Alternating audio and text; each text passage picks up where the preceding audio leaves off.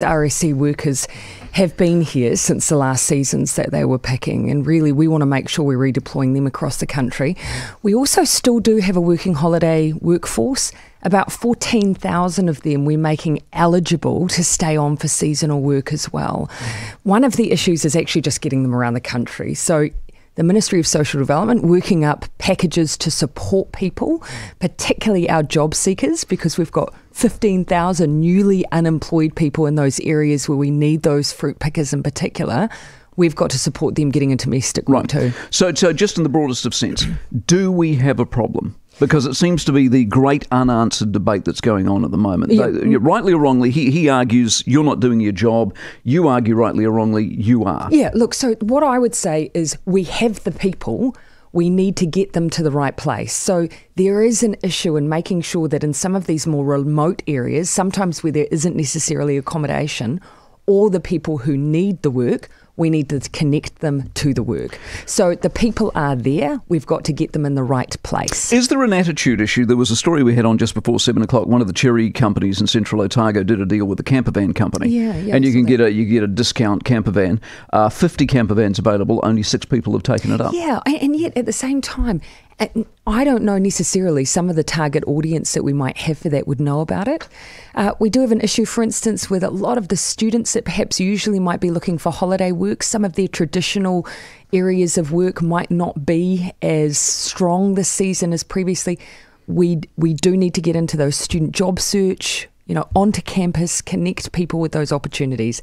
How many of that student workforce know about those opportunities would be my question. So let's work together to make sure that we're advertising them well. All right, the positive tests in ISO, is there something fundamentally going wrong?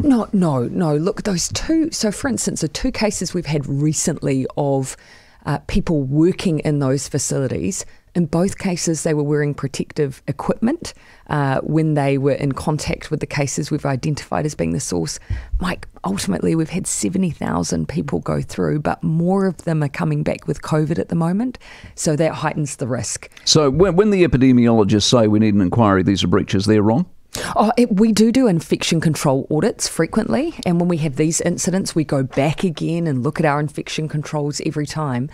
It's a virus, though, and it is extraordinarily tricky. And as I say, when you've got workers who are very aware of the risks, who are wearing PPE, and still this is happening, it just reminds us of how hard it is. The capacity in isolation, and Christmas was always going to be a crunch point. Is there any view from the government at all to expand capacity or not? Not at this point in time. So Christmas is done. So, except what's interesting, I was just looking at the numbers last night. So it's very tight. In fact, there's no available places from memory up to about the 16th of December. After that, there's plenty. And so the issue is everyone wanting to come in, understandably, and get their quarantine done before Christmas. What I'd say to people is you will get back before Christmas. You just might not be able to spend it with your family. The second point is keep checking. What the system at the moment allows people to reserve places for a period of time while they look for their flight bookings. That means we're frequently having places released, so people should go back and keep checking. Okay. The bubble with Australia, as Australia opens back up to more normality, Queensland to New South Wales to Victoria, Victoria to everybody, the pressure's got to be on you now to do something by way of a two-way, doesn't it? Yeah, so look, one of our issues has been, I've said this, to Scott Morrison, of course, and we've been working closely together. Of course, we want to make sure that when we're in a position to do so, we can open up. There are states where already they'd meet our criteria, but just getting some clarity around their border control management. So it's one thing to say, look, we're ready to open to, say, but when you Brisbane. say border control management, there are no border controls anymore, or they won't be in a very short period of time. Australia's open. Yeah, well, that's one of the issues. We've got to make sure, though, that in the future, if we were, say, to have a hotspot where we say if we had another breakout in Victoria, could we maintain our open movement with the likes of, say, Brisbane? Well, you could if they had a border control regime that allowed it. So some of those details we still need to work through to make sure we don't have a stop Who's dragging the chain here? Are you dragging the chain or are they dragging the chain? No, one of the things that we've been asking for is just more clarity on how those internal borders are going to work. But why can't they give it to you? Because you've been asking that for ages. I see Birmingham over the weekend. He's talking about bubbles with Singapore, Fiji, and I think Japan from memory. Yeah, and yet when I talk directly to Scott, this is his focus, is between the two of us. But also keep in mind, Mike, we haven't had full clear periods from some of those states of community transmission, and that's still our threshold. There are still unknown cases that are cropping up in some of those areas where we'd look to open up. So we do want to make sure that we do this properly and do it carefully. Story late last week, I can't remember when because so much has been going on. The guards you said you were going to hire for these ISO facilities and put them on a living wage. As it turns out, 3 months on, you haven't hired a single one. And that appeared to take you by surprise. Well, first of all, I'd say not everyone was in that category in the first place. Of course, what we said we wanted to do was phase out those that were entirely.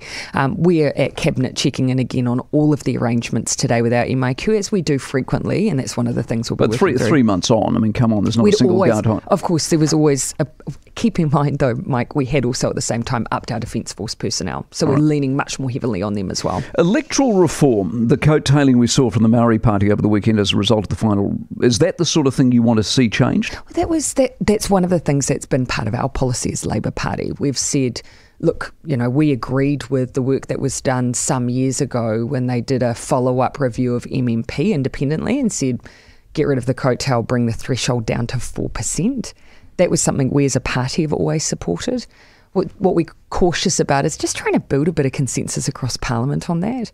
You never want to look like as politicians you're doing anything to advantage yourselves, nor should we. But I personally never agreed with that. So 1.2, so the whole argument around was winning a seat or getting 5% which was more difficult. The argument being winning a seat was more difficult, therefore you got a greater reward, so all you needed was 1.2%. And yet we've had exactly two parties who have done it successfully. Precisely. And so I've actually never held that view anyway. My view is if you win your seat, you come in on that basis, but then bringing in through a lower threshold other party members just didn't feel right to me. So you want that to go? That should go. That is the Labour Party view. You're the government now. Yep, and that is our view. However, on electoral reform, we do actually want to work with the other parties on that. Yeah. Wage subsidy, Fulton Hogan, large profit not returning their wage subsidy.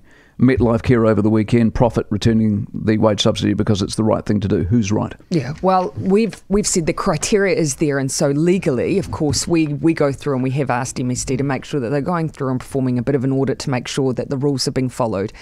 Those companies who applied did have to demonstrate that they had a considerable reduction in business over the period of time that they accessed it. These companies often have complied with that criteria, and so I'm not for a moment saying there's been any illegality here, but there is a bit of a moral question here, and that is ultimately a matter for those boards and those company directors. But I would ask them to think about the public perception of this issue. Grant Robertson's pulled a meeting forward with Adrian Orr. Adrian Orr is due to make an announcement or two this week. Is he politically interfering now with the Reserve Bank? No, I don't think I would describe it. We always have a pre-brief with the Governor of the Reserve Bank. That is completely normal. As far as I know, every government has had that arrangement. They have a pre-brief, but nothing specific, no detail of the announcement is ever disclosed to us, and that's as it should be. Appreciate your time. Good Thank you. Jacinda Ardern, Prime Minister, 7:17. Think J-Swap for quality stock food. First choice for New Zealand farmers. To maximise your beef and dairy production, call 0800 4J-Swap. At Fisher Funds, we've been helping Kiwis grow their wealth for over 20 years. We do this with expert advice and a range of flexible investment options to suit your goals. So, what are you waiting for? Start making your money work harder for you with Fisher Funds. To learn more or see a product disclosure statement, visit